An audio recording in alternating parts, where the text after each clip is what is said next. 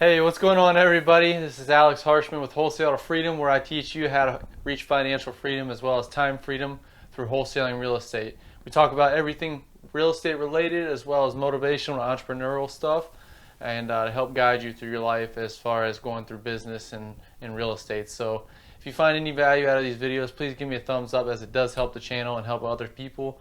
And also give us a subscribe down below if you haven't already. Only 30% of my viewers are subscribed, so the other 60 to 70% of people, please subscribe, turn the notification bell on. That way you can get notified of all my latest content. I'm producing a lot of free, valuable content in this industry, whereas these other mentors may or may not be doing, and I'm getting a lot of criticism from them saying, hey, I'm giving out too much information for free. So as always, just be sure to help the channel out, and I'll keep providing free value for you. So, all right, let's get right into it. So we're going to be talking about my deal, my fourth deal I ever did, number 4. And this deal was it was interesting to say the least. And what it was, it came from a text blast. So for those who don't know, I use Lead Sherpa. It's a pretty high price system, and you have to get accepted into it, but it's a text blasting software where you can skip trace and send out text messages, like mass text messages. And they are TCPA compliant, or whatever that means, but basically it's legal, so that's all I care about. The person came from this text blast, so we sent out the initial text blast, and sure enough, we got a phone call from the seller. And this seller, even though, and I'm going to do the recorded phone call at the end of this, the first phone call we ever had is going to be at the end of this video. And just, I want you guys to listen to it. Actually, you know what? I'll put it in the video right now, and we'll break it down afterwards. So let's get right into it. Happy Wednesday. This is Alex. How may I help you? Is this the Alex who offered me 11 grand for my property a couple of weeks ago? This is not the Alex. Oh, okay. You called me just now, said my property. Oh, did you receive one of our texts? Yeah. That's good news, because we're actually an investment company looking to buy 3, 4, 5 more houses this There's month. a million of you guys there, but you don't pay any money. So the last guy that went and looked at it offered me 11 grand. The lot's worth about 15, so I can see somebody making some profit, but not to be stupid. Don't waste my time. I have no mortgage, and I want out. Okay. Well, we're not here to waste your time. Who do I have the pleasure of speaking with? Your robocall had my name, at least. How are you doing today? I don't know. Just tell me how much you want to pay for my house. That's all I care about. I got you. Before I can determine how much to buy your house for, just need to find out a little bit more information about your property. And also I want to go over kind of how we operate. So the way the company works is, we buy properties for cash, obviously. But what my job at the company is to collect information about the property, and then I hand this over to my purchase manager, who makes that decision, usually within 24 to 48 hours. How's that sound? Go ahead. Your carbon copy of everybody else who's got no money. Go ahead. Okay. And I shouldn't say that. Who doesn't want to spend any money, want to rob stuff? But I've done millions of dollars in real estate. This is the smallest piece I've had, and it's the most bullshit that I've gone through. And what's the address of that property that you're hoping to sell there? I think it's my son's been living there for 3 years. He's a junkie. I'm throwing him out. I got you. We paid $30 for the house. I put a roof on it, all new appliances, all new sheetrock, all new wiring. But it's no thing of beauty. It's small.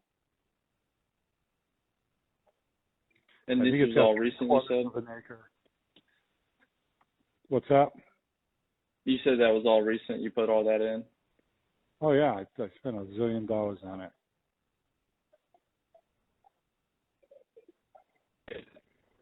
The houses in the neighborhood are doing 70 to 85. Okay. You said 75 to 85,000.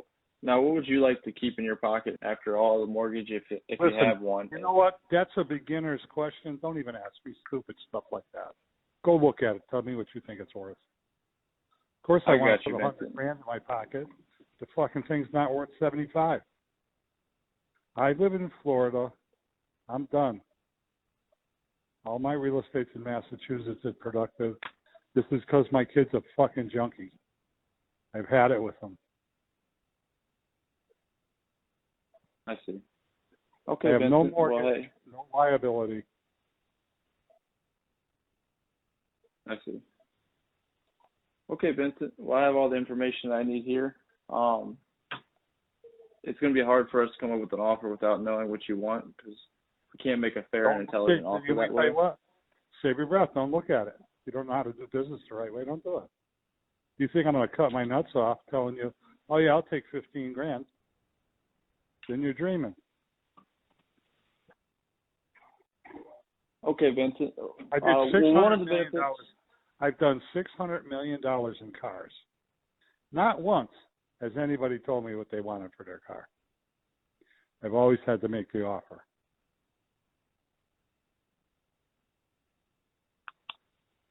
All right, Vincent. Well, hey, it sounds like you kind of know what you want for the property. You know what you're looking for, so we'll take this information and see what we can do with it. And if it looks like something we want to invest in, we'll definitely give you a call back. Yeah, I'm going to auction it probably in October. Okay. I have a All right, lawyer, Vincent. and his name is, it's just going to be a bottom line cash deal. Okay. Well, all right, Vincent. Well, hey, you have a blessed rest of the day, and hopefully you can get your property sold. I will. Thank you very much. Take care. As you could tell, this guy was kind of an a-hole, and you could tell he's been run through the ringer from maybe not so experienced wholesalers in the past. This was actually a deal in my local market. I still locked it up virtually, meaning I didn't see the property before I locked it up. And actually the property was about 5 minutes from my house, so it actually worked out. And I was on vacation whenever it all went down. So what had happened, basically this guy's son was doing drugs in the house, producing methamphetamines. He wanted nothing to do with his son. He had bought the house just for his son. He was a multi-millionaire selling this property. Guys, I wholesaled a property from a multi-millionaire dollar investor. So I just want you to get through your head that you can wholesale properties owned by these people who claim to have a lot of money are also investors. So you can do it. My first deal I ever did, if you haven't seen it, it's going to be right up here. I made $65,000 from an investor seller, so it can be done. Now, whenever I locked it up, the price that we were at, it worked out. He wanted, I think, $60,000 when we first talked, or 55 or something like that, and I was able to get him down to 45 or 40. And what had happened, like I said, his son was doing these drugs and he was making them in the house.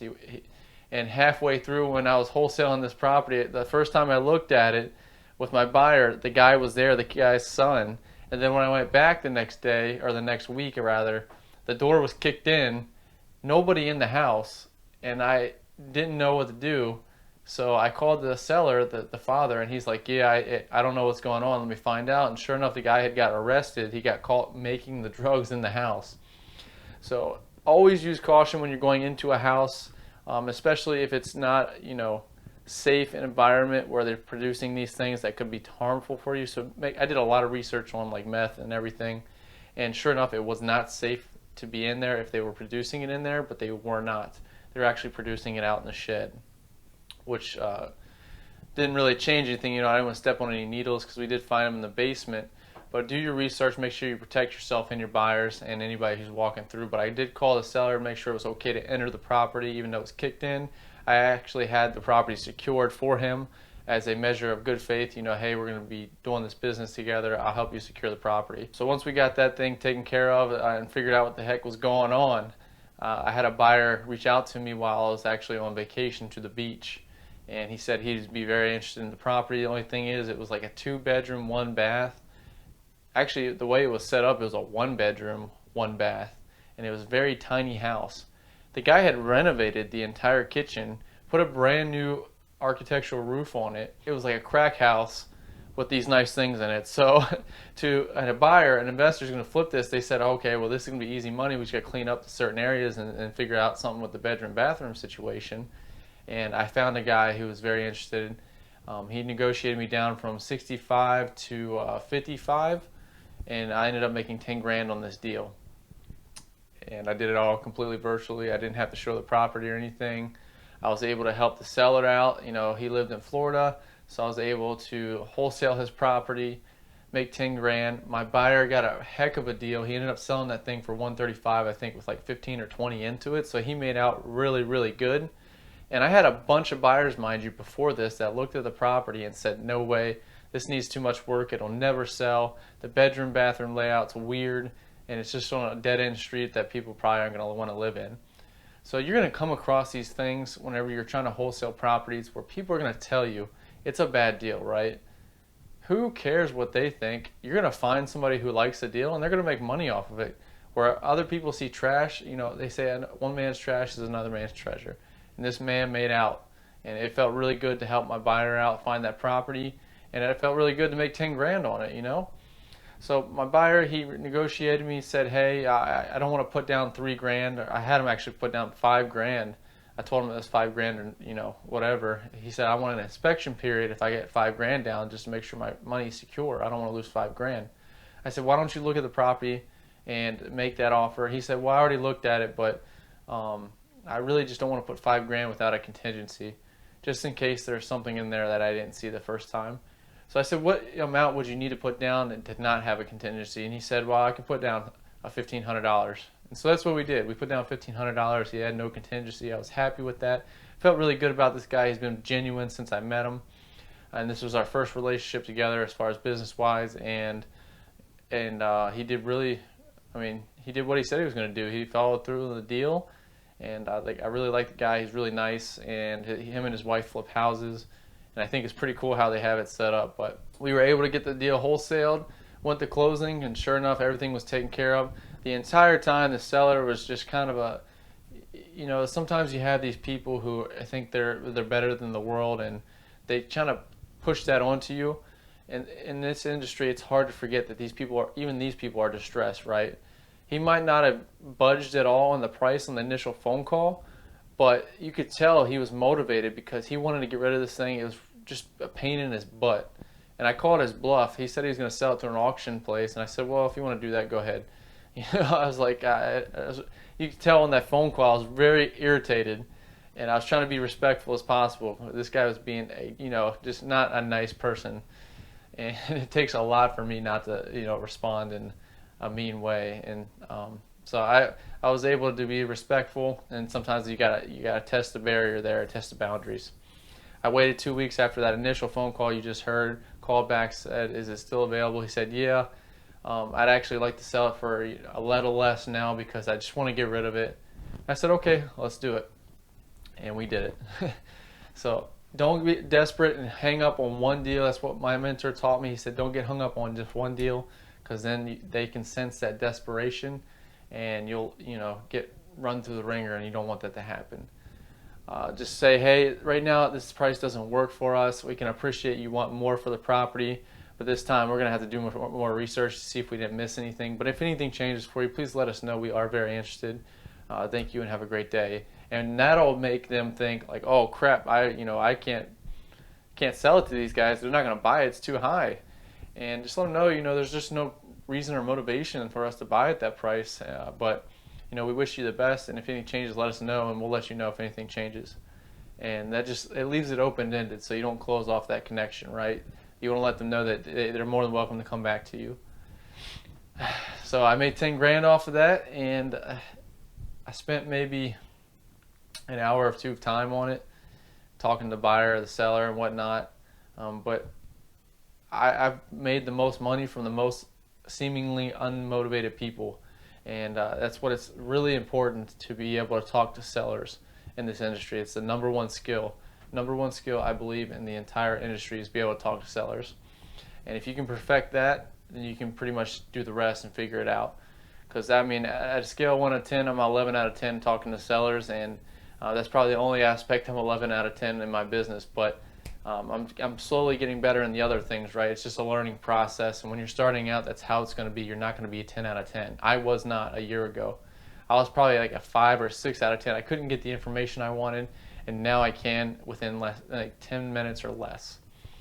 So I might be opening up an opportunity for those who want to be in on it for 20 people. I haven't confirmed the date or if I'm actually going to be doing it yet, but if you want to be a part of it, let me know down below, where I open it up for 20 people, and I'll include my seller scripts, as well as we'll have a group session one day out of the month for about 4 or 5 hours, and we all just role play.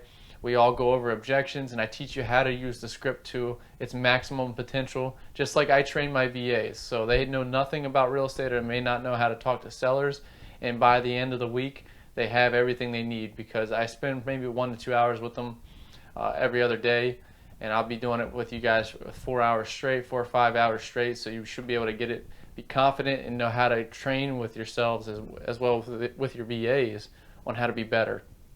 I'll teach you all the tips and strategies I use to overcome objections, and it's going to be a really great opportunity. It's going to be a lot of value. Haven't decided a price on it yet. Let me know what you think is a fair price for that. A ton of value I'm going to provide for you on that one aspect of the business, and I look forward to hearing your comments. Thank you for watching this video. I'm going to be producing my other deal videos that I did. This is deal number 4. I think I'm on like 13 or 14 right now, so got a lot of catching up to do, but we'll get through them eventually. As always, take care, do your hair.